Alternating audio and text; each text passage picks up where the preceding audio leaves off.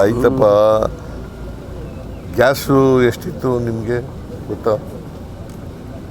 ಇವರು ನರೇಂದ್ರ ಮೋದಿ ಅವರು ಬಂದಿದ್ದಾಗ ಒಂದು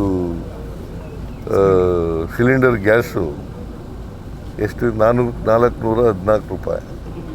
ಈಗ ಎಷ್ಟಿದೆ? 1,000 ರೂಪಾಯಿ ಆಗಿದೆ. ಯಾರು ಹೆಚ್ಚು ಮಾಡಿದ್ದು? ಹಾಂ, ಪೆಟ್ರೋಲ್ ಬೆಲೆ ಎಷ್ಟಿತ್ತು 2014ರಲ್ಲಿ ನರೇಂದ್ರ ಮೋದಿ ಬಂದಾಗ? 71 ರೂಪಾಯಿ ಇತ್ತು. ಈಗ ಎಷ್ಟಾಗಿದೆ? 102 ರೂಪಾಯಿ ಆಗಿದೆ.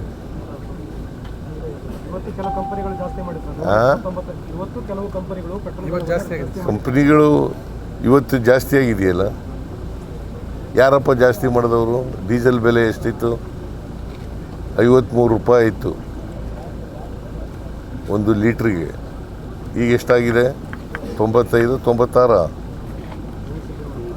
ಹಾಂ, ಯಾರು ಇದನ್ನು ಜಾಸ್ತಿ ಮಾಡಿದವರು? ಯಾರು ಮಾಡಿದವರು? ಸುಮ್ಮನೆ ರಾಜಕೀಯವಾಗಿ ಏನೇನೋ ಹೇಳ್ತಾರೆ, ಅವಕ್ಕೆಲ್ಲ ತಲೆ ಕೆಡಿಸ್ಕೋಬಾರ್ದು. ಕರ್ನಾಟಕ ಹಣಕಾಸಿನ ಪರಿಸ್ಥಿತಿ ಸುಭದ್ರವಾಗಿದೆ. BJPಯವರು ಹೇಳೋದು ಭಾಳ ಸುಳ್ಳು. ಅವ್ರ ತಟ್ಟೆಯಲ್ಲಿ ಯಜ್ಞ ಬಿದ್ದಿದೆ.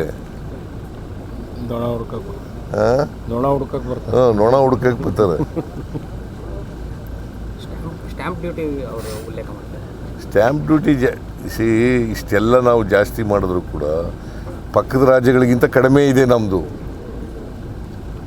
ಪೆಟ್ರೋಲ್ ಬೆಲೆ ಇರ್ಬೋದು, ಡೀಸೆಲ್ ಬೆಲೆ ಇರ್ಬೋದು, ಪಕ್ಕದ ಮಹಾರಾಷ್ಟ್ರಕ್ಕಿಂತ, ತಮಿಳ್ನಾಡಿಗಿಂತ, ಕೇರಳಕ್ಕಿಂತ, ಆಂಧ್ರ ಪ್ರದೇಶಕ್ಕಿಂತ ಕಡಿಮೆ ಇದೆ ನಾವು.